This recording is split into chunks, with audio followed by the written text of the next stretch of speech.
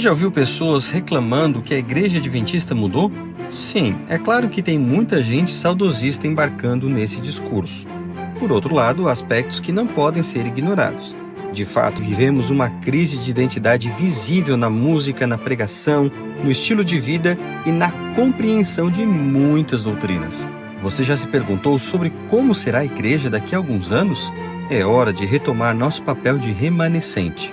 Adventismo para uma nova geração é um e-book para ajudar jovens, universitários e líderes a transmitir valores adventistas no novo contexto digital. São 49 capítulos e mais de 200 páginas, com textos leves e profundos, para quem quer se apaixonar pela mensagem do terceiro anjo e cumprir a missão. Adquira agora pelo link na descrição, comentário fixado ou pelo QR Code que está aparecendo. Adventismo para uma nova geração. Chegou o livro que você precisa ler para viver sua fé nesse tempo. O título da nossa apresentação é esse que você está vendo aí. 2 caixas pretas. Você sabe que caixa preta é uma coisa que existe, um equipamento que existe, um sistema de equipamentos que existe em aviões.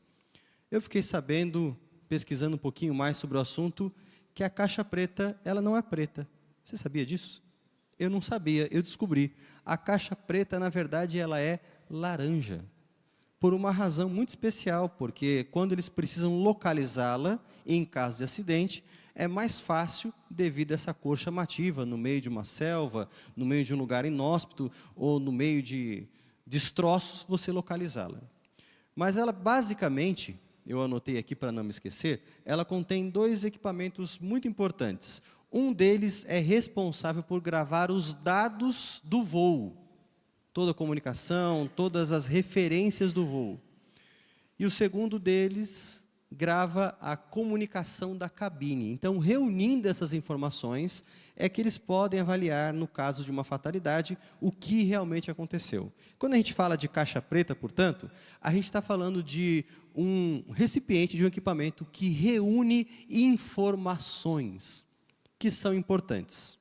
E eu vou apresentar para vocês 2 modelos com 2 backgrounds, com 2 conjuntos de informações diferentes. É isso que nós vamos fazer nessa noite, basicamente. E esses 2 modelos têm que ver, um deles é o modelo adventista, que eu acredito que você já esteja familiarizado, por ser um adventista, por viver essa experiência de pertencer ao povo remanescente, e esse é um conceito fundamental dentro da compreensão do que significa ser um adventista. Eu não vou me detalhar nele aqui, mas estou apenas mencionando para a gente recordar a importância dessa ideia de ser o remanescente. Isso não implica em dizer que nós sejamos melhores do que outros. Significa reconhecer que Deus, na sua bondade, fez um chamado especial para pertencermos ao seu povo e comunicarmos um conjunto de verdades para esse tempo, para esse momento. Então, ser adventista basicamente passa por essa compreensão. Mas a gente vai contrastar essa ideia, esse modelo, com o modelo daquilo que a gente chama de igreja emergente. E talvez você fique pensando, o que é a tal da igreja emergente? Igreja emergente é uma denominação? Será que você vai caminhar por aí e vai encontrar uma igreja cuja placa vai ter os seguintes dizeres: Primeira Igreja Emergente de Campo Grande? Será que isso vai acontecer? Não. E você vai entender depois o porquê. A gente vai falar um pouquinho sobre o que significa a igreja emergente. Mas, para a gente já dar uma introdução a essa ideia, eu quero apresentar para você, deixa eu ver, disseram para mim que se eu ligar ele funciona. Pronto, agora vai funcionar.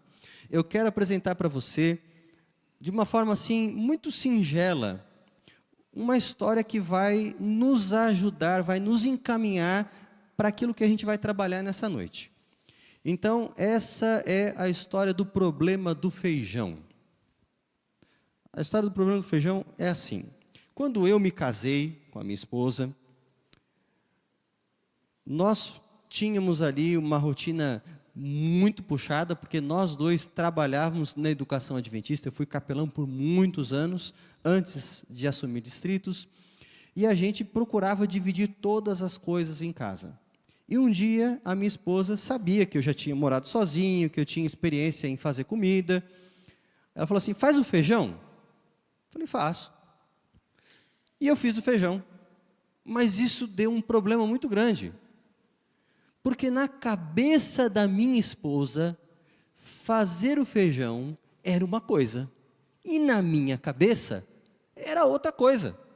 Mas por que a gente entendia de formas diferentes? Aí você consegue imaginar e completar as lacunas. Primeiro, porque a minha esposa estava acostumada a uma maneira de cozinhar e preparar o feijão, que era a maneira que ela havia aprendido com a mãe dela. Então, o que a mãe dela fazia? Ela cozinhava e depois ela refogava e colocava os temperos. E eu, por minha vez, quando eu aprendi a fazer o feijão, eu aprendi com a minha mãe. E teve um tempo que eu tive que aprender, porque foi a fase que eu me tornei vegetariano, e minha mãe simplesmente chegou para mim e disse assim, querido, eu não consigo fazer 2 tipos de comida diferentes, porque eu trabalho fora. Então, se você quer comer uma outra comida, você vai ter que dar os seus pulos aí. Então, foi assim que eu fui para a cozinha, aos trancos e barrancos. Mas eu aprendi a fazer algumas coisas com a minha mãe, inclusive o feijão. E o meu feijão era diferente do feijão que a minha esposa fazia, que tinha aprendido com a mãe dela. Por trás de uma simples frase, de um simples conceito, uma coisa do dia a dia, nós tínhamos 2 ideias, 2 experiências, 2 vivências diferentes. E isso acontece todo o tempo. E não estou falando de feijão, mas de várias coisas da nossa vida, que nós, por trás de expressões corriqueiras, carregamos uma série de significados que tem que ver com a forma como nós somos educados, com a forma como nós vimos as coisas acontecendo no nosso lar. Por exemplo, eu estava acostumado, na hora de fazer compras, quem fazia compra na nossa casa era o meu pai. Ele pegava o carro aos domingos, ia no mercado com uma lista e fazia as compras. Já na família da minha esposa, quem fazia as compras era a mãe dela, porque o pai trabalhava, então ela tinha tempo durante o dia para ir nos mercados, ver os melhores preços e fazer as coisas com calma. Então, fazer compras entra nessa outra categoria, um enunciado que pode ter significados diferentes, porque são experiências diferentes, famílias diferentes. Bom, o que eu quero dizer com tudo isso? Onde eu quero chegar? Eu quero dar, por meio desses pequenos exemplos, uma forma da gente compreender melhor como é que a mente trabalha. Como é que a sua mente trabalha? Pensa em um objeto, qualquer que seja o objeto. Vamos dizer, esse passador de slides é um objeto. A minha mente vai compreender esse objeto. Mas o que a minha mente, como é que ela trabalha na hora de conhecer esse objeto? Veja, a gente nunca parte do nada. Existe uma grade, uma série de conhecimentos prévios que todos nós temos na nossa mente. Mas pastor, da onde surge isso? Da onde vêm esses conhecimentos? Esse pacote de coisas? É muito simples. A gente já comentou. Eles vêm da nossa formação, do nosso lar, dos lugares onde nós estudamos, das experiências que nós acumulamos ao longo da vida, da nossa cultura. Eu costumo brincar que a nossa família se tornou uma família muito interessante agora, porque eu sou paulista, de Guarulhos, acho que todo mundo conhece Guarulhos, né? Eu costumo dizer, e até disse hoje para o pessoal, que Guarulhos tem 4 coisas que são muito importantes. Você sabia? Tem, me ajudem aí, o que tem lá em Guarulhos? Tem aeroporto, pronto, a primeira delas vocês falaram. A segunda delas é o lugar onde pousa avião, tem um nome lá. Tem a terceira delas, que é Cumbica, e a quarta delas, que é muito importante em Guarulhos, é aeroporto. Eu não sei se eu já mencionei. Bom, é isso que tem em Guarulhos, tá? Então, eu sou de Guarulhos, a minha esposa é de Sapiranga, que fica na Grande Porto Alegre, do ladinho do IACS. Então, é uma gaúcha, eu sou um paulista, casado com uma gaúcha. As nossas filhas nasceram em Curitiba e a gente trabalha na Bahia. Olha que coisa simples. Simples, simples. Então, cada um de nós tem uma família diferente, uma história por trás. E quando a gente pensa na história da nossa vida, Isso, de certa maneira, nos ajudou a ser quem somos, ter as nossas reações, moldou o nosso temperamento, a nossa maneira de ver o mundo.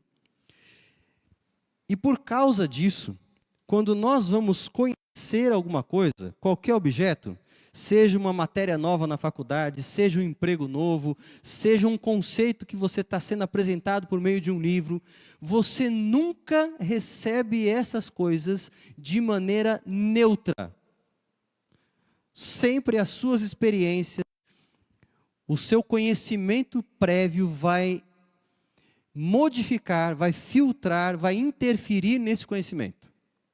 Se você perguntar para duas pessoas diferentes, por exemplo, eu moro hoje numa região que é chamada de Costa das Baleias. Na época certa, as baleias vêm lá para ter os seus filhotes.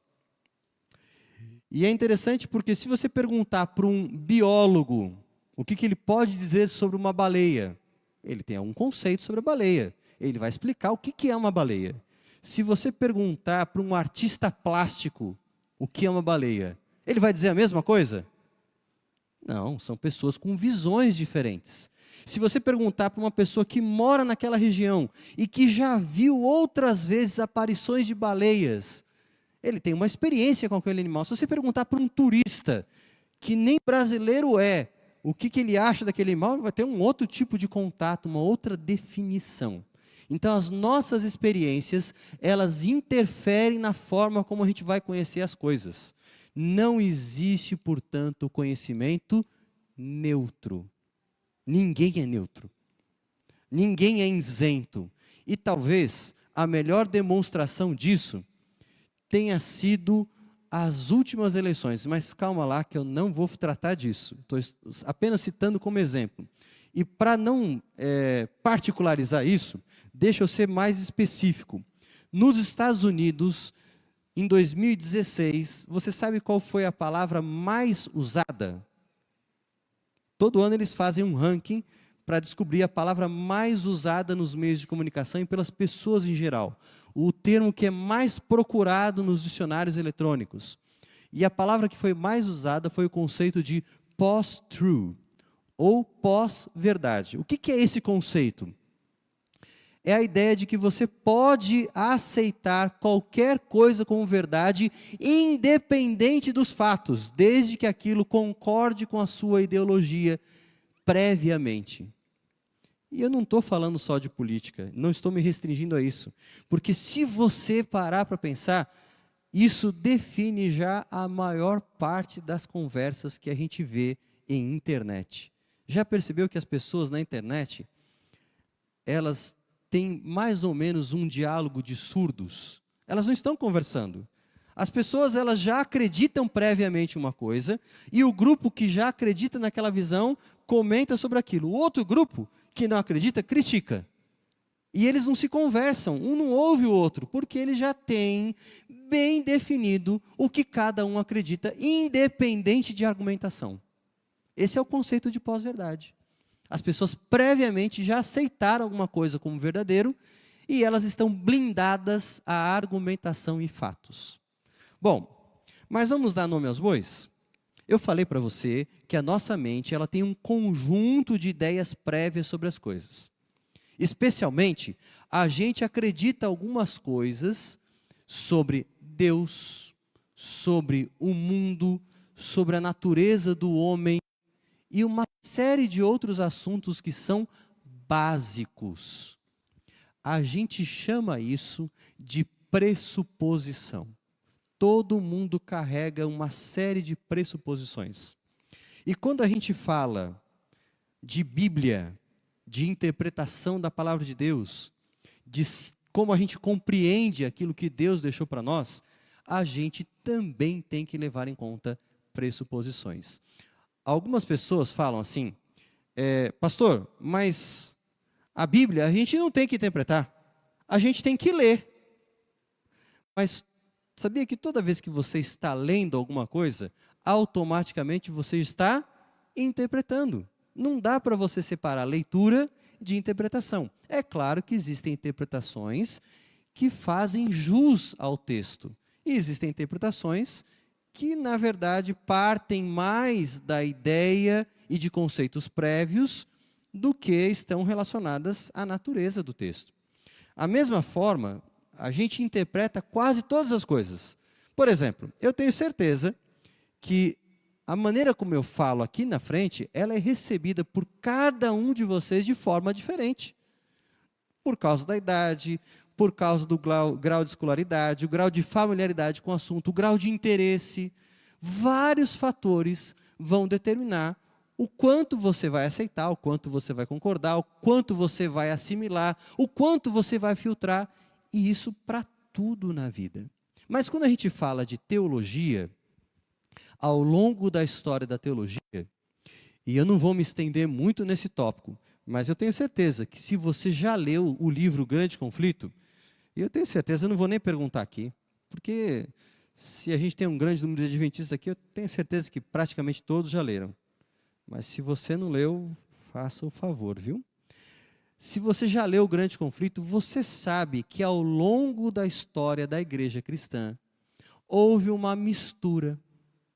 Ao invés de ler a Bíblia a partir daquilo que a Bíblia diz, a Bíblia foi interpretada pelas lentes da filosofia.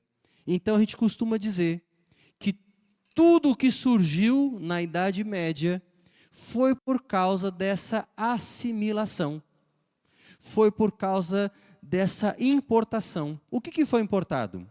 As pressuposições da filosofia foram importadas para a teologia. E como é que deveria ser? Como é que a gente poderia fazer diferente? Eu vou falar um pouquinho disso mais no final, mas a ideia é simples. Para explicar a minha ideia, deixa eu fazer uma pergunta aqui. Quantos aqui fazem ou já fizeram academia? Deixa eu ver as mãos. Olha, tem uma igreja fitness aqui. Quando você vai fazer academia, na primeira semana, você já vê os resultados, não é assim? Você não sai dos primeiros dias já olhando o seu braço, o seu bíceps, olhando quanto você cresceu em massa. Não é assim que funciona? Não. Você sente dor quando você vai na academia? Primeira vez? Por que você sente dor? Porque falta em você, se você tem uma vida sedentária, falta condicionamento físico. Mas para fazer exercício, você precisa ter condicionamento físico, não é assim? Mas como é que eu adquiro condicionamento físico? Fazendo exercício. Ué, olha que paradoxo. Para ter condicionamento físico, faz exercício. Mas para fazer exercício, eu preciso ter condicionamento físico. E como é que eu resolvo isso? Na prática, o que acontece? À medida que você vai se exercitando numa academia, o que vai acontecendo com o seu corpo? O que vai acontecendo? Ele vai adquirindo condicionamento físico. E à medida que você vai fazendo exercício físico, aquela série inicial que você estava começando a se habituar, ela passa a não ser mais suficiente. Você precisa agora fazer mais exercícios para que o seu corpo continue se desenvolvendo. Quando você lê a Bíblia, e a gente já viu que ninguém é neutro, você lê a Bíblia por meio da sua cultura, das suas experiências, daquilo que você aprendeu a ver. E por isso, em certa maneira, que existem tantas igrejas. Mas à medida que você vai lendo a Bíblia, a própria Bíblia, e o Espírito Santo também trabalha nesse sentido, ele vai dando condições para que haja uma substituição. Ao invés das suas pressuposições, aquilo que você acredita, agora a Bíblia vai apresentando as pressuposições dela. Porque a Bíblia também ensina de forma muito clara quem é Deus. E o conceito bíblico de Deus vai substituindo aquilo que você ouviu dos seus pais, aquilo que você aprendeu na escola, aquilo que todo mundo fala. Tem algumas coisas que, à medida que você vai estudando a Bíblia, elas se tornam chocantes. Você se lembra a primeira vez que você leu sobre o sábado na Bíblia? Como você se sentiu? Não dá aquela sensação de, puxa vida, por que eu não vi isso antes? Olha, ninguém nunca me disse isso, mas está aqui na Bíblia. Eu me lembro que faz um tempo, eu tive a oportunidade de participar na PUC Goiás de um simpósio de teologia, e no grupo de trabalho em que eu estava, se falava sobre corpo e saúde. E eu tive a oportunidade de apresentar ali um tema que era como os pioneiros adventistas entenderam essa relação do corpo, o que a Bíblia ensina sobre saúde, que é basicamente a nossa mensagem de saúde. E eu me lembro que tinha ali uma doutora em filosofia que também estava para apresentar o trabalho dela, e na hora das perguntas, ela me fez uma pergunta muito interessante. Ela disse assim: então, vocês adventistas não acreditam que a alma é imortal? Mas se vocês não acreditam que a alma é imortal, vocês ainda podem ser considerados cristãos? Olha que pergunta. Por quê? Está tão associada essa ideia de que a alma vai para algum lugar depois que morre, que um cristão que não acredita nisso parece alguém fora da caixa, parece algo diferente. E aí eu tive a oportunidade de responder para ela que esse é um conceito grego, que foi incorporado à filosofia, que a Bíblia não tem esse mesmo conceito e que existe bibliografia falando dessa mudança de pressuposições.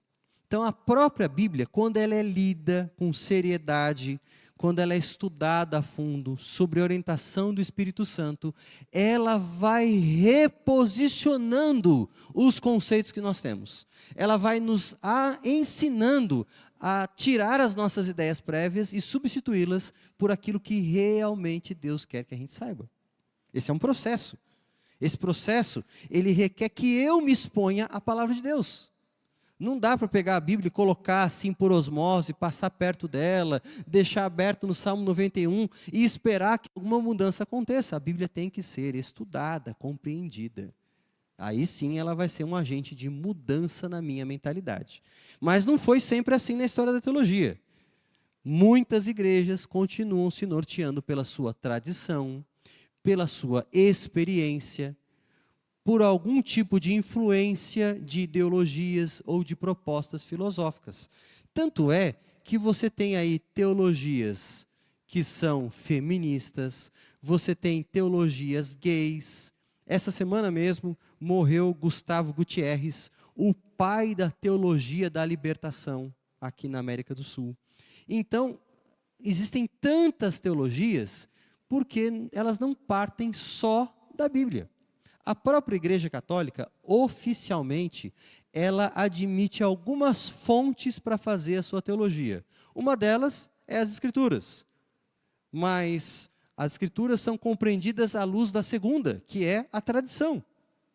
E, além disso, ainda existe o princípio ex cathedra, que o Papa, enquanto Papa, ele pode usar a sua autoridade para decretar coisas. Então, a crença católica de que Maria subiu aos céus, ela não tem respaldo na Bíblia, não tem respaldo na tradição, mas numa declaração de um Papa lá nos anos 50, que simplesmente, usando o seu atributo de falar na função como Papa, determinou essa crença que é seguida por milhões de pessoas até hoje. Então, várias igrejas têm métodos diferentes, fontes diferentes. Quando a gente fala de igreja adventista, qual que é a nossa fonte para a teologia? É a Bíblia. Você se lembra do nome disso? A gente tem um nome para isso, né? Qual o nome que a gente dá para isso? Isso aí, é o princípio sola escritura. Ou seja, somente as escrituras. A autoridade das escrituras está acima de todas as coisas. Então, quando a gente pensa em teologia, a gente tem essas diferenças. Mas agora eu vou entrar um pouquinho mais diretamente no tema, caminhando já para o meio do nosso desenvolvimento, que é falar para você um pouquinho sobre adventistas e emergentes. Quando a gente pensa nesses dois grupos de cristãos, a gente está diante de duas propostas diferentes. São duas caixas pretas aqui.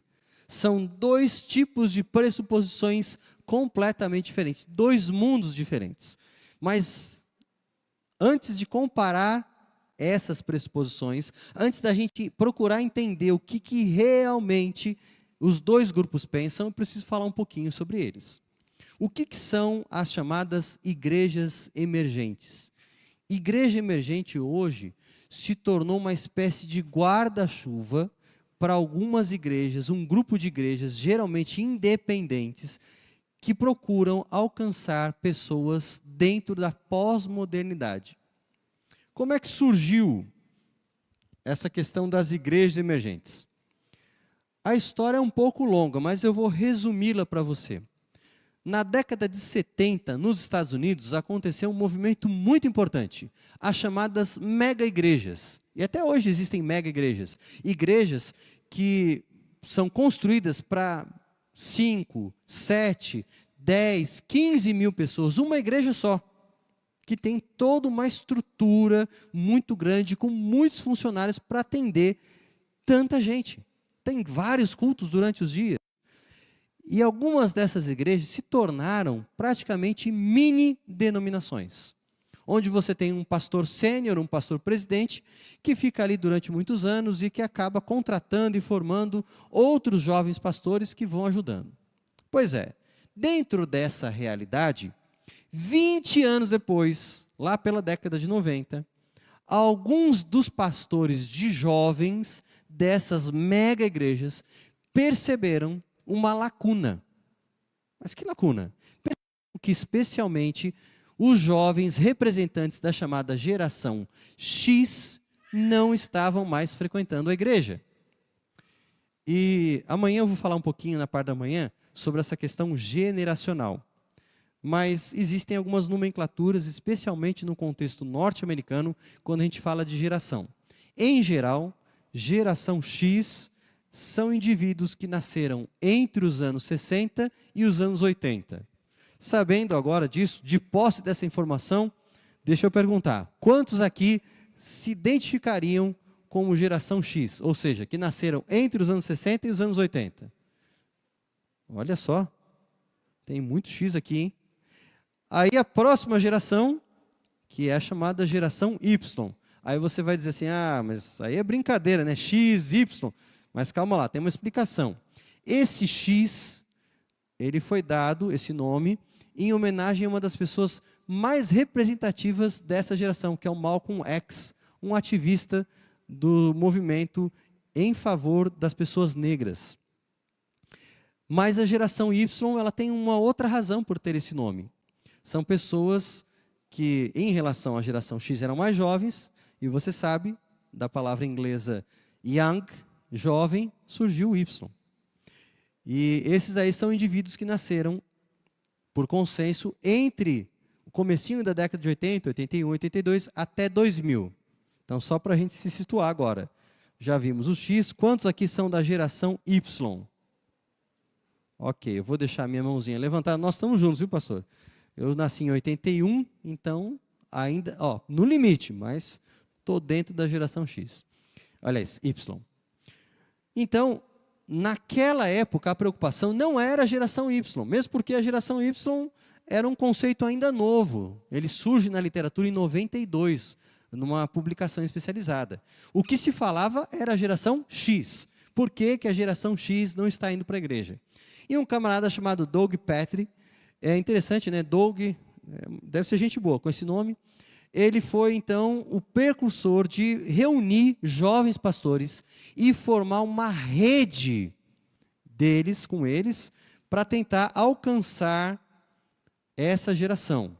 Eles começaram a promover fóruns, publicações, a percorrer os Estados Unidos com uma proposta unificada. E entre esses camaradas aí, que ele recrutou para fazer parte, tem alguns nomes que talvez você já tenha ouvido falar, como Brian McLaren, Dan Kimball, que são autores muito populares associados à igreja emergente. E graças a esse primeiro esforço foi se formando essa rede que a partir do ano 2001 deu então origem a essas igrejas que começaram a funcionar em redes e promover treinamentos por todos os Estados Unidos. O ano 2001 é marcante, porque foi a publicação, nesse ano, do livro de Brian McLaren, Um Novo Tipo de Cristianismo. Então, por aí você já percebe que algo novo, algo diferente estava surgindo. Agora, eu vou falar um pouco da história da Igreja Adventista, não vou falar muito, porque eu imagino que você saiba os fatos principais, e nós tivemos aí nessa semana o dia 22 de outubro. O que aconteceu no dia 22 de outubro? Eu vou perguntar de novo para você responder em coro. O que aconteceu no dia 22 de outubro? Desapontamento? Não. Aconteceu no dia 22 de outubro, não. Pensa comigo aí. No dia 22 de outubro, eles estavam esperando Jesus por causa da pregação de William Miller. William Miller dizia que a purificação do santuário era Jesus voltando à terra. E que, portanto, Jesus iria voltar entre 1843 e 44. Quem chegou à conclusão de dia 22 de outubro foi Samuel Snow. O próprio Miller demorou até 5 de outubro daquele ano para aceitar essa data. Quem o convenceu foi Joshua Himes. Mas é interessante que no dia 22 de outubro, o que eles estavam fazendo? De manhã. Pensa comigo, você é um Milleriter, você acredita que Jesus vai voltar no dia 22 de outubro. O que você está fazendo no dia 22 de outubro pela manhã? Está esperando. Jesus veio de manhã? Não. À tarde, o que você está fazendo? Está esperando ainda. Você não sabe que horas ele vem? Chega à noite. Jesus voltou? Não, você está esperando. Quando bateu a meia-noite, acabou o dia 22 de outubro. Então, no dia 22 de outubro, teve desapontamento? Não, estava todo mundo feliz da vida porque Jesus ia voltar. O desapontamento começa quando? A partir do dia 23, porque aí Jesus não voltou no dia 22, eles estavam desapontados. E a partir daí, houve várias coisas com segmentos do millerismo. Muitos se separaram, e não dá tempo de falar tudo o que aconteceu. Mas um grupo de Nova York começou a acreditar que o sábado deveria ser guardado, por influência de Rachel Preston, uma batista do sétimo dia. Ela que ensinou aquela pequena congregação a guardar o sábado. No outro lado, 3 amigos começaram a estudar mais a fundo a questão do santuário. E entenderam que, na verdade, o dia 22 de outubro não foi a volta de Jesus, mas foi a mudança do seu ministério no santuário lá no céu.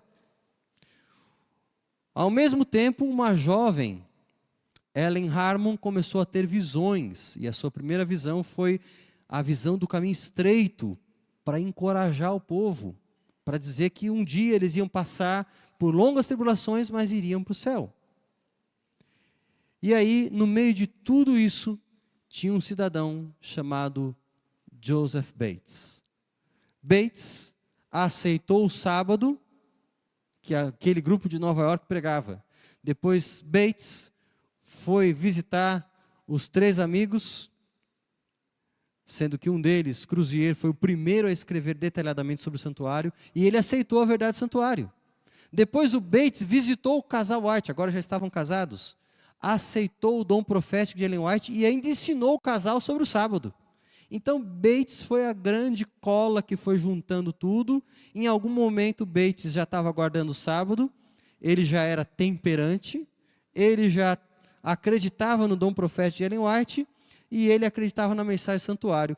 Que nome que você dá para um camarada que tem todas as características? É um adventista do sétimo dia. Não tinha esse nome ainda, mas ele já era um adventista. E aí surgiram as conferências sobre sábado e santuário, entre 1847 e 48, e aí a igreja já se definiu, já tinha uma plataforma. Embora ela só receba o seu nome oficialmente entre 1860 e 61, e em 1863 a gente tenha a primeira associação geral. Então veja, a história da igreja adventista é uma história lá do século XIX, e a história da igreja emergente é uma história que tem aí em torno de 30 anos. São 2 perfis diferentes. Mas vamos ver um pouquinho mais sobre como essas igrejas, elas entendem as coisas. Deixa eu ver aqui. Ok, já vimos a história. Agora, o que elas pensam de forma diferente sobre alguns tópicos. quais as pressuposições que elas têm sobre esses tópicos e que as tornam tão diferentes. O primeiro que eu quero trazer aqui é a visão sobre Deus.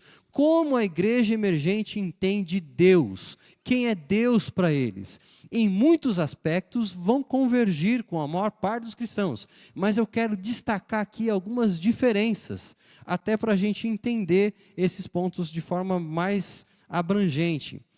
O ponto que eu quero destacar aqui é que para a igreja emergente, para esse movimento, existe aí a ideia que a gente chama na teologia de panenteísmo. Para nós, é bem popular o conceito de panteísmo. Lembra de panteísmo? O que é o panteísmo? É a ideia segundo a qual tudo é Deus. Então você sai aí pelo parque, tem um parque aqui perto, né? Você sai pelo parque, a árvore é Deus, a pedra é Deus, o rio é Deus, você é Deus, tudo é Deus. Tudo que existe, a realidade como um todo é Deus. Isso é panteísmo. E o panenteísmo? O panenteísmo é muito parecido. No panenteísmo, todas as coisas fazem parte de Deus, mas Deus ainda é maior do que a soma de todas as coisas. Mas tudo está incluído nele. Então veja, pelo fato de tudo estar incluído em Deus, significa então que Ele se manifesta por meio de todas as coisas. Você pode encontrar Deus em todos os lugares, até mesmo na cultura popular. Deus se manifesta de várias maneiras, por meio da música, do cinema, da cultura, das manifestações. Afinal de contas, para você ser um discípulo, você precisa participar de todas essas experiências da vida. Isso é ter contato com Deus. Olha que conceito que tem vários desdobramentos. Um conceito bem interessante. Não é bíblico, é claro, mas a gente pode pensar nas implicações e durante o final de semana a gente vai falar mais sobre isso. E para a igreja adventista, quem é Deus? Bom, a gente sabe que Deus é como ele se revela na Bíblia, mas existe um ingrediente especial na teologia adventista que merece destaque. O ingrediente de que esse Deus, ele é atuante e senhor da história. Quando você vai para a teologia medieval, Deus ele vive numa esfera, a esfera da atemporalidade. É como se Deus vivesse no mundo dele e nós vivêssemos no nosso mundo, separados por essa noção de que onde Deus está, o tempo não passa. Agostinho dizia que para Deus é como se ele estivesse no alto de uma colina e visse as pessoas caminhando embaixo ali, vendo todas ao mesmo tempo, caminhando por uma trilha. Então, para Deus, ele consegue ver simultaneamente o passado, o presente e o futuro. O tempo para Deus, nessa ideia medieval, não passa. Mas na Bíblia não é assim que funciona. O nosso Deus, ele vive dentro do tempo, ele interage todo o tempo com suas criaturas. Olha um conceito muito legal. A gente falou aqui do primórdio da igreja adventista, a profecia das 2.300 tardes e manhãs. Essa profecia é uma profecia de tempo. Ela está relacionada com um cumprimento que acontece em determinado momento específico da história. Agora, onde a profecia se cumpre? Onde os eventos que ela determina estão acontecendo? Que santuário é esse que é purificado? É um santuário aqui na terra? É um santuário feito por mãos humanas? Onde está o santuário? No céu? Mas espera aí, está dizendo que uma profecia de tempo se cumpre com eventos no céu? É isso? Então o tempo passa no céu. Deus conta o tempo. Talvez não da mesma forma que a gente, mas de uma forma análoga, parecida. E essa é uma conclusão tão brilhante, que ela foi tirada por Crozier em 1846. Então, eu gostaria muito de ter concluído isso sozinho, mas ele me antecipou em algumas centenas de anos. Em 1846, no seu artigo The Law of Moses, Crozier fala exatamente isso, que a eternidade na Bíblia, ela é dinâmica. Sabe como é que ele concluiu isso? Estudando a Bíblia. É aquilo que a gente falou no começo. Princípio sola escritura. Corrigindo o que eu acredito, o que me ensinaram, o que todo mundo diz à luz da Bíblia. Não é a tradição, não é o que todo mundo diz há centenas de anos, é o que a Bíblia diz. Então, na teologia adventista, Deus se relaciona com o tempo, Ele interage com suas criaturas, e Deus, Ele é o vitorioso dentro do grande conflito. Deus, Ele dá liberdade para as pessoas fazerem escolhas, e Ele faz isso porque não há amor sem liberdade. Se você nunca notou isso na sua vida, vou dar um spoiler muito grande para você. O primeiro livro da série Conflito, o livro Patriarcas e Profetas, ele começa com uma frase: Deus é amor. E o livro Grande Conflito, ele termina com uma frase: Deus é amor. E se você quiser jogar ainda no meio, no coração dessa série, o terceiro livro qual que é? O Desejado de Todas as Nações. Que aí não é uma frase, é ele inteiro, para provar que Deus é amor. Onde existe amor, tem que haver liberdade de escolhas. Então, essas verdades sobre Deus, elas são enfatizadas na teologia adventista. Então, a visão sobre Deus entre emergentes e adventistas é uma visão diferente. E o que emergentes pensam a respeito do conhecimento? Você já deve ter ouvido isso. Muitas pessoas, na nossa época, dizem que a verdade é relativa, que ela depende da experiência, da perspectiva, da visão de cada pessoa. E quando você vai à teologia emergente, eles pensam exatamente assim. Os emergentes defendem um conceito de verdade relacional. O mais importante é você se relacionar com a pessoa de Jesus. Você ter esse contato com Deus. Não está em voga aí se existe uma verdade para todo mundo. Não. Mesmo porque muitos autores emergentes estão dispostos a dialogar com outras religiões. Brian McLaren, por exemplo, ele tem um livro, o título é mais ou menos assim: o que aconteceria se Buda, Maomé e Jesus se encontrassem no meio da rua? Mostrando o que a gente pode aprender, o que cristãos podem aprender com pessoas de outras igrejas. Então, para eles, a verdade do cristianismo, ela não é única. Pelo contrário, essa verdade, ela é diferente para cada época. As pessoas acreditam de formas diferentes. O mesmo Brian McLaren chega a dizer que a mesma verdade do catolicismo na Idade Média, a mesma verdade da teologia da libertação, só que em contextos diferentes. O contexto acaba afetando a verdade. Então, essa é a ideia da igreja emergente. Você já viu que os adventistas têm um conceito diferente sobre isso, né? Já percebeu que quando um adventista ele vai dar o testemunho, geralmente ele começa assim: olha, antes eu não conhecia a verdade. O adventista gosta de falar assim, né? De falar que conheceu a verdade e tal, que é importante a gente pregar a verdade. Para nós, o conceito de verdade ele é muito importante, ele é muito mais concreto. E se você olhar os pioneiros adventistas, e também Ellen White, existe a ideia aí da verdade presente. Qual que é o conceito de verdade presente? É mais ou menos assim: a verdade é sempre a mesma, mas nós, seres humanos, não conseguimos muitas vezes, por causa das nossas limitações, entender a verdade. Então, para cada época, Deus, de alguma maneira, desperta pessoas para reforçar, com ênfase em necessidades daquele momento, aspectos distintos da verdade. Mas nunca aquilo que está sendo enfatizado em determinado período vai contrariar, vai contradizer algo que Deus já revelou no passado. Pelo contrário, a revelação ela vai se somando, ela vai clareando. A luz nova que Deus envia me ajuda a ver aquilo que Ele já tinha revelado no passado. A compreensão da verdade é progressiva. Você vai se lembrar daquilo que o apóstolo Paulo fala em 1 Coríntios 13. Ele diz que agora vemos em partes, mas então, quando nós estivermos no reino de Deus, nós conheceremos como somos conhecidos. Ele fala ali de ver em partes como espelho, e você tem que se lembrar que na época de Paulo, no mundo romano, o vidro já era conhecido, mas o vidro era muito caro para ser fabricado.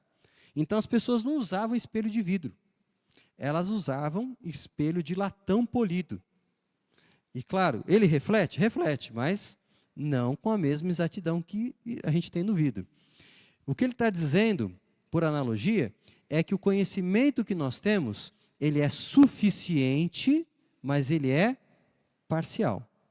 Eu posso conhecer a verdade que Deus revelou, aceitá-la, viver à luz dela, mas eu nunca vou conhecer toda a verdade, porque um dia, apenas quando eu estiver na presença de Deus, é que eu vou poder estar livre das minhas limitações humanas e poder conhecer tudo que Deus quer que eu conheça.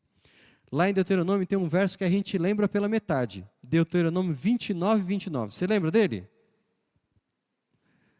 Diz assim: as coisas reveladas são do Senhor, nosso Deus. Essa é a parte que todo mundo lembra. Mas o verso, ele não é só isso. Ele diz assim: as coisas reveladas pertencem a nós e nossos filhos, e as coisas encobertas pertencem ao Senhor nosso Deus.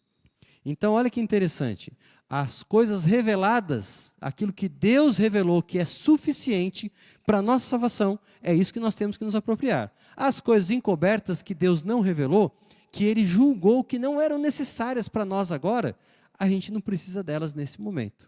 Ninguém tem que se preocupar com aquilo que Deus não revelou. Se a gente for parar para estudar só o que Deus revelou, amigo, você vai ver que na prática já é muita coisa, e é coisa suficiente.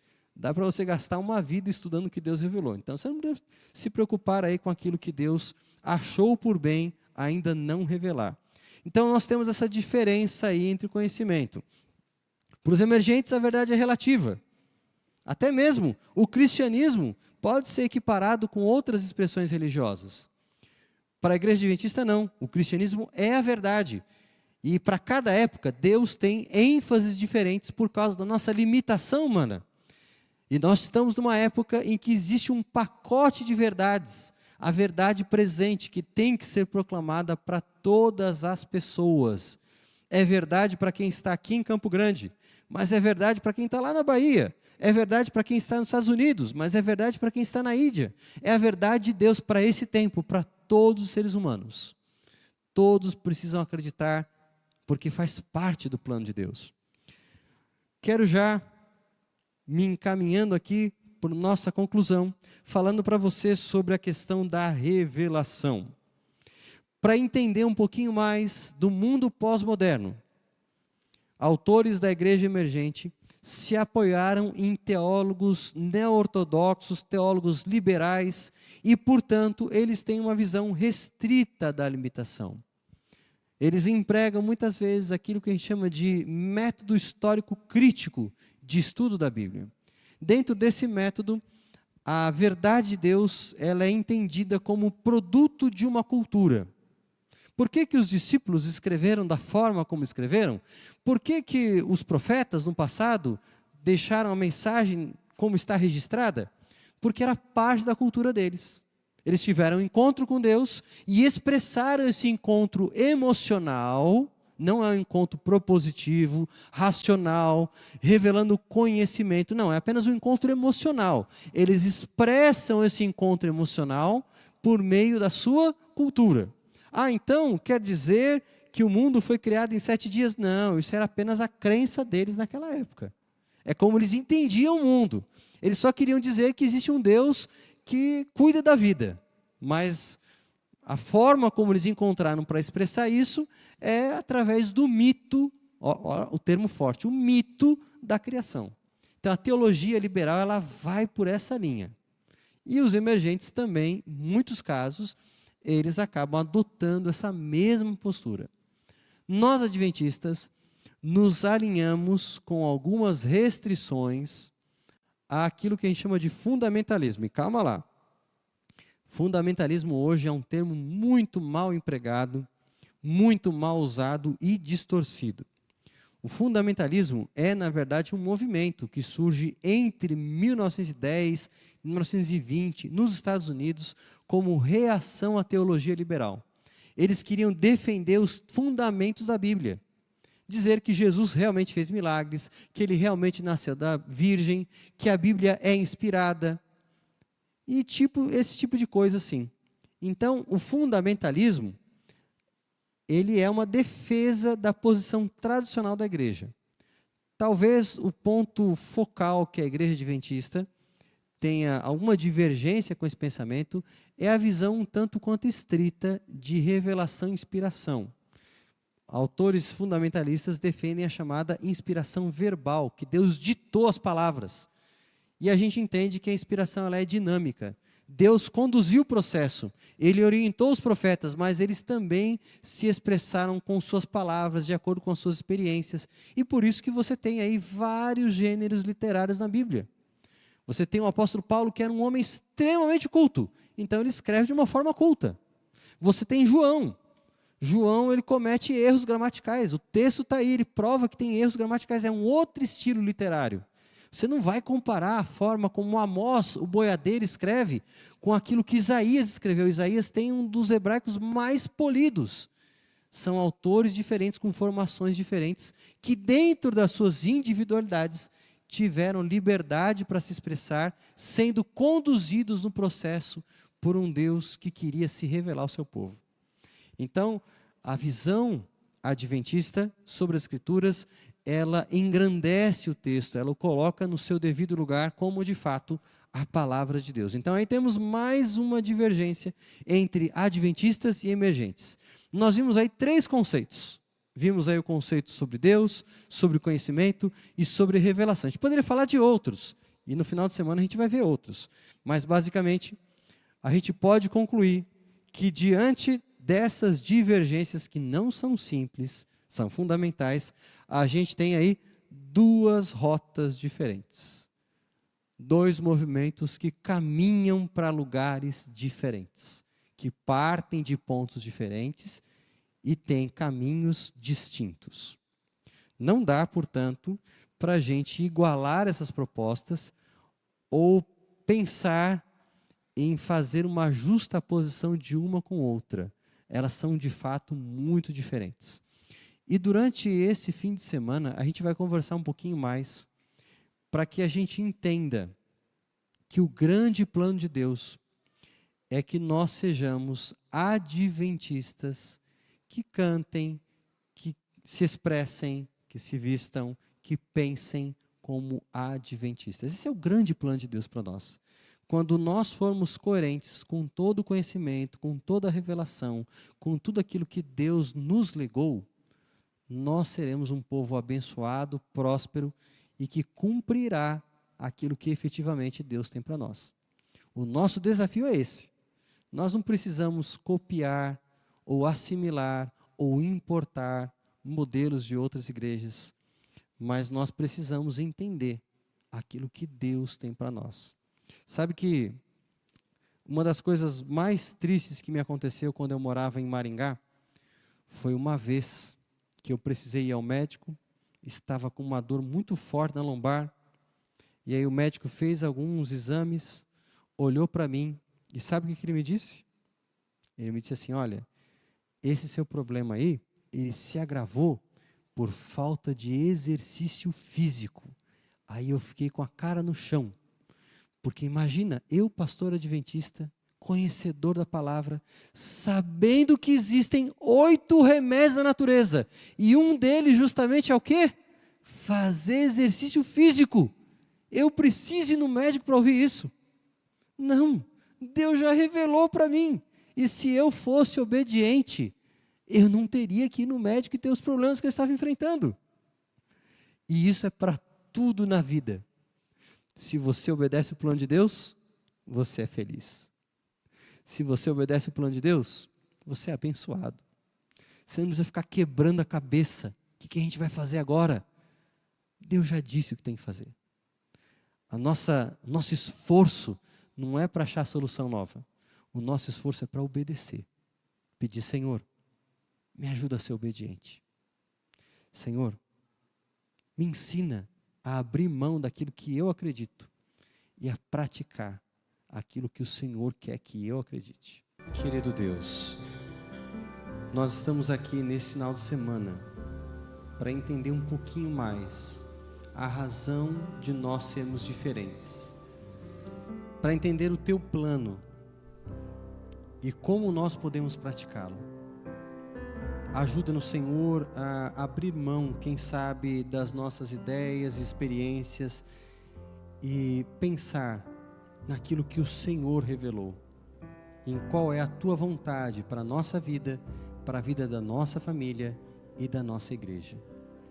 Abra o nosso entendimento, fortalece o Teu povo, porque temos diante de nós uma grande missão, e nós só poderemos cumprir essa missão se formos o tipo de pessoas que o Senhor escolheu que fôssemos. Precisamos, ó Pai, com o Teu poder em nós, encarnar a nossa posição como remanescente e pregar a mensagem para esse tempo. Usa-nos, abençoa-nos, é o que pedimos em nome do Senhor Jesus. Amém, Senhor.